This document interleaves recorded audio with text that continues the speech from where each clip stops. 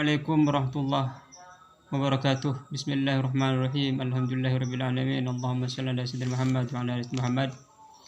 Para saudara setanah air dan seagama Islam, ada 4 golongan di dalam bulan Ramadan ini dia tidak mendapatkan ampunan oleh Allah Subhanahu wa taala. Ini sebagai evaluasi terhadap diri saya sendiri dan yang menonton tentunya. Apakah ini ada pada diri kita atau tidak? Jika ada, maka kita berusaha untuk membuangnya jauh-jauh agar kita mendapatkan ampunan oleh Allah Subhanahu wa taala. Yang pertama adalah orang yang di dalam hatinya ada benci kepada sesama muslim. Jadi di dalam hati ada syahna, ada benci. Maka jika kita masih ada benci kepada saudara, atau kepada tetangga, atau kepada teman, maka ini hati-hati, takut kita tidak mendapatkan ampunan oleh Allah SWT di bulan yang sangat mulia ini. Kalau misalnya kita ada benci kepada seseorang, maka kita bisa mengobatinya salah satunya dengan 3 cara. Pertama, kita ampuni orang itu. Jika kita telah mengampuninya, maka rasa benci akan hilang dari dalam hati kita. Bagaimana cara mengampuni? Ingat saja kebaikan-kebaikannya. Cari kebaikan-kebaikan itu. Itu tahap yang kedua. Jadi kita harus mencari kebaikan-kebaikan orang itu. Misalnya dia adalah umat Nabi Muhammad, dia adalah orang Islam, dia tentu sholat 5 waktu dan sebagainya. Yang ketiga, kita mendoakan baik kepada dia.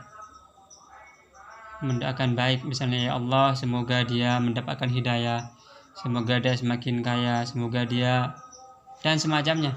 Ini memang berat, tetapi itu adalah perjuangan yang perlu kita tempuh untuk mencapai ridho Allah Subhanahu wa taala.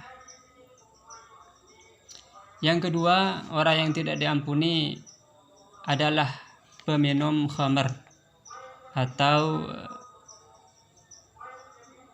minum-minuman keras. Maka bagi kawan-kawan atau saya sendiri misalnya yang masih minum minuman keras, segera berhenti, karena ampunan Allah di bulan Ramadan ini sungguh sangat besar sekali dan bisa sangat rugi jika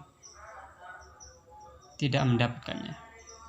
Yang ketiga adalah orang yang memutus silaturahmi, memutus tali keluarga. Ini misalnya bisa jadi karena misalnya omongan saudara, terus kita menjauhinya, kita tidak menyapanya. Maka ini cepat-cepat, mumpung masih di bulan Ramadan. Kalau misalnya kita sudah terlanjur menjauhi misalnya, maka kita harus periksa hati kita. Hati kita ini rubah, jangan berniat untuk memutus tali silaturahmi, tapi menjauh misalnya karena alasan-alasan lain. Misalnya untuk menyembuhkan dulu penyakit hati kita, baru setelah itu kita mendekatinya lagi. Atau kita misalnya niatnya segan karena memang dia orang besar misalnya, sedangkan kita orang kecil misalnya begitu. Jadi jangan sampai ada niat untuk memutus silaturahmi. Dan yang keempat adalah orang yang durhaka kepada orang tua. Orang yang durhaka kepada orang tua. Jadi kalau misalnya kita diomelin sama orang tua, ya biarkan, karena orang tua kita adalah orang tua kita.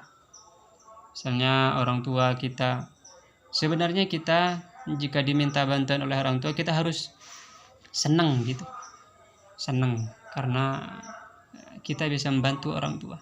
Karena kedudukan orang tua ini sangat tinggi di sisi Allah Subhanahu wa taala. Jadi wabil walidaini ihsana itu di dalam Al-Quran disebutkan setelah tauhid. Setelah tauhid kepada Allah Subhanahu wa taala, baru ada larangan untuk syirik, baru setelah itu untuk memuliakan orang tua.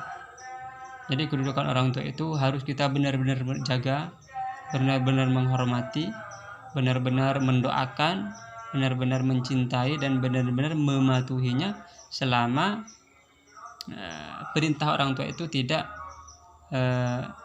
menyalahi atau melanggar larangan di dalam peraturan agama Islam. Demikian sobat, semoga bermanfaat. Ini adalah bahan evaluasi agar kita di dalam perjalanan menuju ridha Allah bisa mencapai tahap-tahap selanjutnya. Demikian, wassalamualaikum warahmatullahi wabarakatuh.